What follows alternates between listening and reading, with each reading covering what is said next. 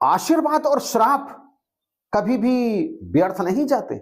आज नहीं तो कल ये फलीभूत होते ही हैं। इसलिए अधिकतम हमें ऐसा प्रयास करना चाहिए कि हमें लोगों के आशीर्वाद प्राप्त हों। हम कभी भी कोई ऐसा काम ना करें कि लोग हमें श्राप दें, मतलब बद्दुआएं दें। और कभी भी किसी निर्बल निर्धन को सताना नहीं चाहिए, क्योंकि कबीर साहब कहते हैं, दुर्बल को न सताइए, जाकी मोटी हाय, मुई खाल की श्वास सो सार भस्म हो जाए। जिस तरह से मरी हुई खाल की धोकनी की फूंक मारने से लोहा भी भस्म हो जाता है, उसी तरह से एक गरीब की हाय बद्दुआ, उसके श्राप से कभी भी जीवन में हमारा अहित हो सकता है। अगर उसने आज बद्दुआ दी है और आपका कुछ नहीं बिगड़ रहा, तो आप यह मत सोचिए कि कभी आपका कुछ नहीं बिगड़ेगा, क्योंकि बद्दुआएं हों या दुआएं हों, वो हमेशा कभी ना कभी जाकर के फलीभूत होती ही हैं, वो कभी भी व्यर्थ नहीं जाती।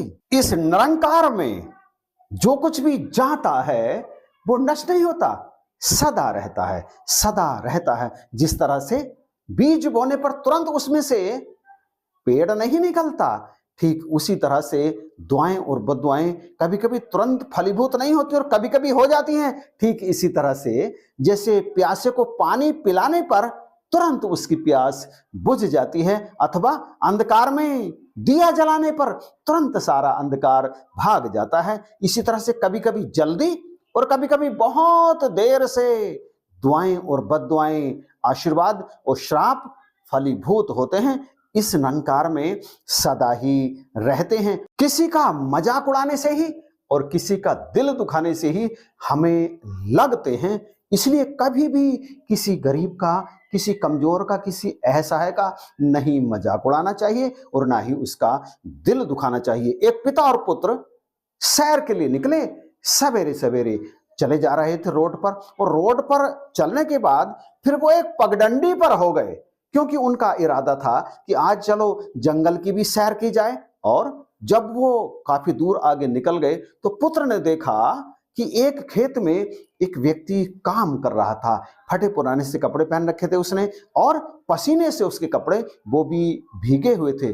पुत्र के मन में अचानक एक मजाक सूझा और उसने अपने पिताजी से कहा, पिताजी ये देखो, उस किसान के जूते बहुत गरीब लग रहा है। दरअसल पगडंडी के पास झाड़ी खड़ी थी और वहां पर उस किसान ने अपने जूते उतार कर रखे हुए थे। पुत्र के मन में मजाक आया, उसने अपने पिताजी से कहा, पिताजी ये जूते हैं ना उसके, चलो आज उससे थोड़ा सा मजाक किया जाए, इन जूतों को यहां से उठाकर झाड़ी से कुछ दूर रख देते हैं और फिर दूर से हम देखेंगे। वो इन जूतों को ना पा करके बड़ा विचलित हो जाएगा, परेशान हो जाएगा, और उसे ऐसा देखकर हमें आनंद आएगा। आखिर आनंद ही तो जीवन है। पिताजी ने अपने बेटे की तरफ असमंजस से देखा। पिता को कुछ कहता ना देखकर पुत्र ने फिर कहा, पिताजी बहुत आनंद आएगा जब उस मजदूर को, उस किसान को अपने जूते नहीं मिलेंगे ना, तो वो हड़बड़ा जाएगा, परेशान हो जाएगा, उसे बड़ी तलब महसूस होगी, और फिर मुझे आपको बड़ा आनंद आएगा, हम दोनों को, और उस आनंद को मैं जीवन भर याद रखूंगा। आखिर मस्ती, आखिर आनंद प्राप्त करना ही तो जीवन का उद्देश्य है। अब पिताजी गंभीर हो गए, कहने लगे, बेटा ध्यान रखो, अपने जीवन में कभी भी किसी गरीब, कमजोर, असहाय के साथ मजाक नहीं करना चाहिए, उन्हें परेशान नहीं करना चाहिए। मेरे प्यारे पुत्र, यदि ऐसा करके तुम्हें कुछ आनंद प्राप्त भी हो जाएगा, तुम्हारे कुछ मस्ती हो भी जाएगी, तो वो क्षणिक होगी, बाद में हो सकता है तुम्हें पछताना पड़े।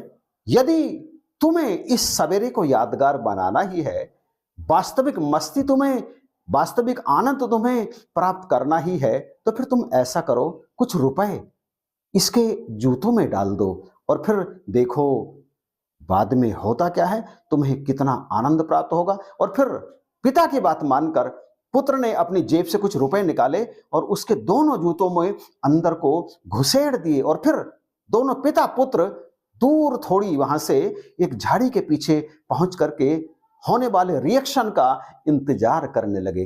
कुछ समय के बाद वो किसान अपना काम निपटा करके खेत से बाहर आया। उसने जूते में एक जूते में अपना पैर डाला और पैर डालते ही उसे कुछ चुभने का एहसास हुआ। उसे लगा कि इसके अंदर कुछ है। उसने झुककर जूता उठाया और हाथ डालकर जैसे ही रुपयों को बाहर निकाला, उसकी आंखें फैल गईं। चेहरे पर आश्चर्य के भाव आ गए, घोर आश्चर्य के भाव। और उसने फिर चारों ओर नजर उठा करके देखा, कोई नजर नहीं आ रहा। मन में चला, किसने किसने मेरे जूते में ये रुपए डाल दिए। और फिर उसने जूता उठाया, दूसरा वाला, उसमें हाथ डाला तो उसमें भी रुपए थे। अब तो वो हैरान हो गया, अबाक, आखिर ये हुआ कैसे।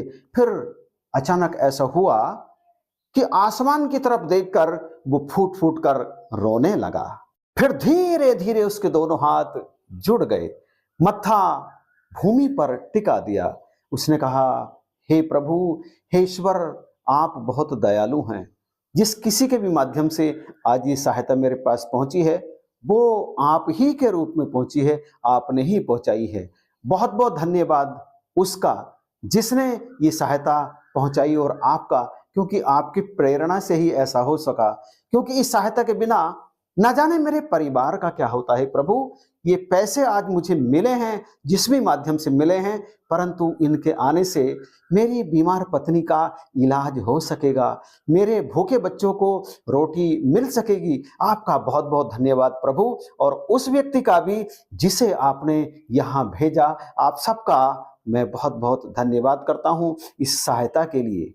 फिर उन रुपयों को अपनी दोनों आंखों से बार बार लगाते हुए उस किसान ने उन्हें अपनी जेब में रख लिया। उधर झाड़ी के पीछे छुपे हुए पुत्र की आंखें अनायास ही भर आईं, उन आंखों में आंसू बहने लगे और पिता ने अपने पुत्र को अपने सीने से लगाते हुए कहा, बेटा, इस किसान के साथ तुमने आरंभ में जो मजे और मस्ती करने के लिए जूते छुपाने वाली बात कही थी, उसमें तुम्हें जो मजा आता, जरा उसे पड़ले में एक तरफ रखो।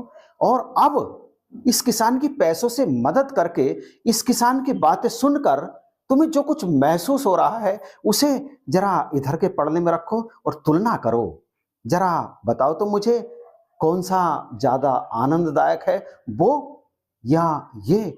पुत्र अपने पिता से और जोर से चिपट गया, कहने लगा, पिताजी, आज आपने मुझे जो सीख दी है उसे मैं आजीवन याद रखूंगा। मैं भूल कर भी कभी किसी के साथ भद्दा मजाक ना करूंगा, ना करने की सोचूंगा, क्योंकि उसमें मैं जानता हूं थोड़ा सा मजा है, थोड़ी सी मस्ती है, मगर झूठी इसलिए कि उससे किसी का दिल दुखेगा। परंतु इस तरह से करके किसी को जो सुख मिला है, जो सुकून मिला है, जो चैन मिला है, उसके बदले मुझे जो आनंद प्राप्त हुआ है, ऐसा आनंद कहीं प्राप्त नहीं हो सकता। प्यारे भाई बहनों, जो आनंद देने में है, लेने में नहीं है। आनंद अगर आपको प्राप्त करना है तो किसी को सुकून दीजिए, किसी को सुख दीजिए, किसी को चैन दीजिए, किसी की सहायता कीजिए।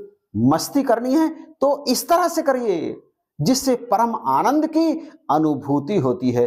कभी भी भूलकर किसी का दिल नहीं दुखाना चाहिए, किसी का मजाक नहीं उड़ाना चाहिए। अगर परमात्मा ने आपको दौलतें दी हैं, कौन कौन सी दौलतें? धन दिया है, सांसारिक महल दिया है, अच्छा परिवार दिया है, आपको तमाम विद्याएं बख्शी हैं, बल बख्शा है, आपको रूप बख्शा है, आपको पदवी दी है, ओहदा दिया है, तो इसके लिए परमेश्वर का शुक्रिया अदा करें। और इसके बदले में आप इस संसार में जो तमाम प्रकार के अभावों में लोग जी रहे हैं, उनकी कहीं ना कहीं थोड़ी सी सहायता कर दीजिए। बहुत अधिक नहीं कर सकते तो थोड़ी सी कर दीजिए। ऐसा करके फिर देखिए जीवन में किस तरह का आनंद प्राप्त होगा। निश्चित रूप से आप ये आनंद जरूर उठाना चाहेंगे, ऐसा मुझे लगता है। वीडियो को यहीं पर समाप्त करते हैं। यदि आपको अच्छा लगा है तो फिर कहूं, जो बार बार कहता हूं मैं, कि आप इसे शेयर कर दीजिएगा बिल्कुल अभी इसी क्षण। और चैनल पर यदि नए हैं तो इसे सब्सक्राइब भी कर लीजिए अभी इसी समय, क्योंकि इसी तरह की वीडियो अक्सर आपको इस चैनल पर प्राप्त होती रहती हैं। इन्हीं शब्दों के साथ आप सभी को जय हिंद, नमस्कार और प्यार भरी धन्यवाद।